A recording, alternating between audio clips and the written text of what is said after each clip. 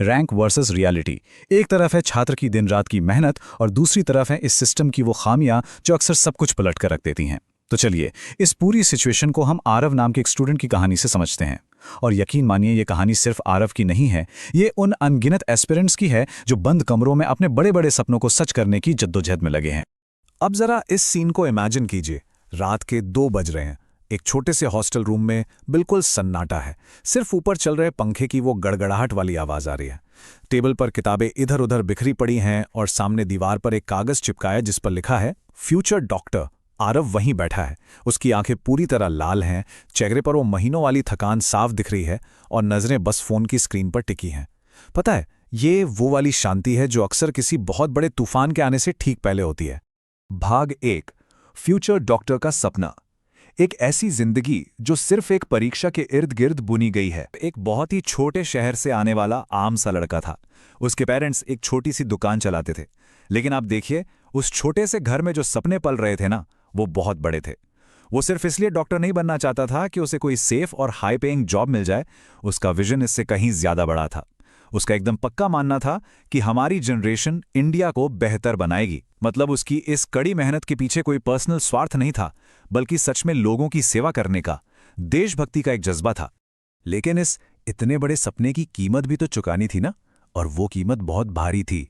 अपना घर छोड़कर एक अनजान शहर के उस छोटे से हॉस्टल में आना, रोज सुबह 4 बजे उठ जाना, फिर दिन भर सुबह से शाम तक लाइब्रेरी में बस किताबें पढ़ना, और रात को मॉक टेस्ट देना।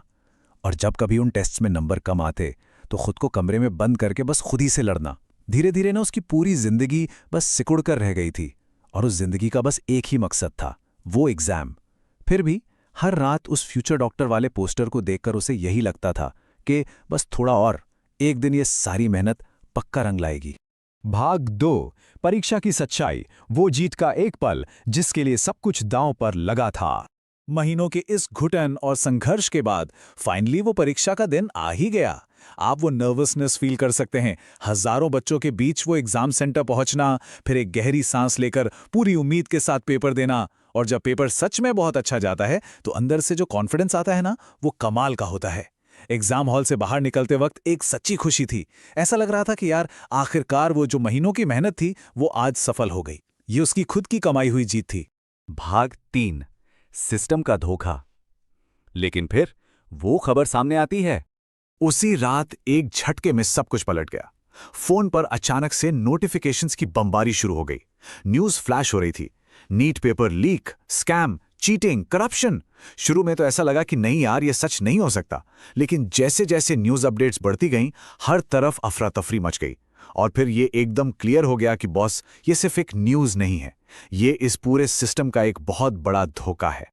भाग 4, सबसे निचला स्तर, वो पॉइंट जहां इंसान अंदर से टूट जाता है। इस पॉइंट पर एक बहुत ही चुभने वाला सवाल सामने आता है। अगर दिन रात मेहनत करके भी हम इस सिस्टम से नहीं जीत सकते, तो फिर हम पढ़ ही क्यों रहे हैं? ये सिर्फ एक सवाल नहीं है, ये उस हर स्टूडेंट के दिल की चीख है जिसने ईमानदारी से अपना खून पसीना एक किया है। अगर जिस एग्जाम पर आपने अपनी पूरी जिंदगी दांव पर लगा दी, उसी में धांधली हो जाए, तो फिर मेहनत और ईमानदारी का मोल ही क्या रह गया? और इस झटके का असर बहुत ही बुरा था। उस रात आरव ने फ्रस्ट्रेशन में अपनी सारी किताबें उठाकर फेंक दी। वो जो फ्यूचर डॉक्टर वाला पोस्टर था ना, जो उसे रोज हिम्मत देता था, उसे फाड़कर टुकड़े टुकड़े कर दिया। शायद पहली बार उसे इस पूरे सिस्टम से, इस पूरे ढांचे से इतनी नफरत हो रही थी। उसने खुद को सबसे कट ऑफ कर लिया, दोस्तों से बात करना बंद कर दिया। ऐसा लगने लगा था कि यार अब इस पढ़ाई का, इस मेहनत का कोई मतलब ही नहीं है। भाग 5, माता पिता की सीख। जब अंधेरा सबसे घना था, तब दिखी रोशनी की किरण। जब लग रहा था कि सब कुछ खत्म हो गया है, जब वो रात के अंधेरे में हॉस्टल की छत पर अकेला रो रहा था, तब उसकी माँ का फोन आया और उन्होंने बस इतना कहा, बेटा, एग्जाम जिंदगी का एक हिस्सा है, तुम्हारी पूरी जिंदगी नहीं है। यकीन मानिए, उस वक्त जब वो एकदम फ्री फॉल में था, टूट रहा था, ये एक सिंपल सी लाइन उसके लिए लाइफ जैकेट का काम कर गई। उसे रियलाइज हुआ कि उसकी पहचान सिर्फ एक एग्जाम के रिजल्ट से डिसाइड नहीं होती। और फिर पिता की वो सलाह आई, देख, सिस्टम गलत हो सकता है, लेकिन इस चक्कर में तो खुद को मत खो देना। इस एक बात ने ना उसका पूरा नजरिया ही शिफ्ट कर दिया। उसे समझ आ गया कि ये जो सपना है, ये जो सफ़र है, ये सिर्फ उसका नहीं है, इसमें उसके पेरेंट्स की भी उम्मीदें जुड़ी हैं। दर्द बहुत था, धोखा भी बहुत बड़ा था, लेकिन इसके आगे सरेंडर तो नहीं किया जा सकता था ना। भाग 6, एक नई ताकत, सिस्टम की कमियां जानकर भी उससे लड़ना। अगली सुबह तक उसका माइंडसेट पूरी तरह बदल चुका था। पहले क्या थी? एक मासूम सी उम्मीद थी कि भाई सिस्टम एकदम परफेक्ट है, यहां सिर्फ मेरिट की कदर होती है। लेकिन अब उसकी जगह ले ली थी एक ग्राउंडेड रेजिलियंस ने। मतलब अब उसे पता था कि सिस्टम में खामियां हैं, चीजें हमेशा फेयर नहीं होती, लेकिन फिर भी हार नहीं माननी है। एक अनफेयर रियलिटी को एक्सेप्ट करने का मतलब ये नहीं है कि आप क्विट कर दें।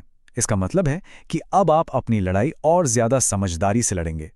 किताबें फिर से उठाई गईं, लेकिन इस बार सिर्फ अपने लिए नहीं, बल्कि उन लाखों स्टूडेंट्स के लिए जो बिल्कुल इसी दर्द से गुजर रहे थे।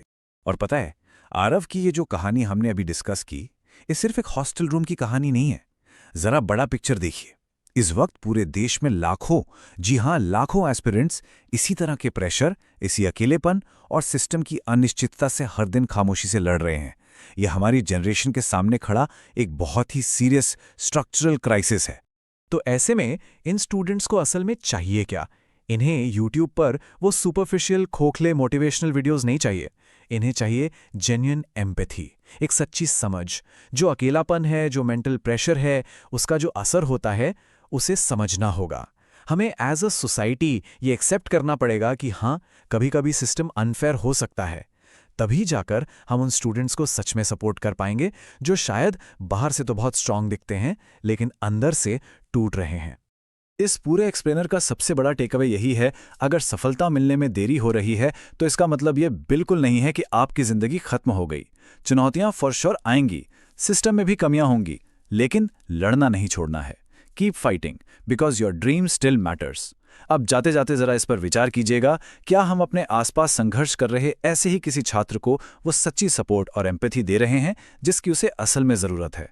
हमारे साथ जुड़ने के लिए बहुत बहुत धन्यवाद।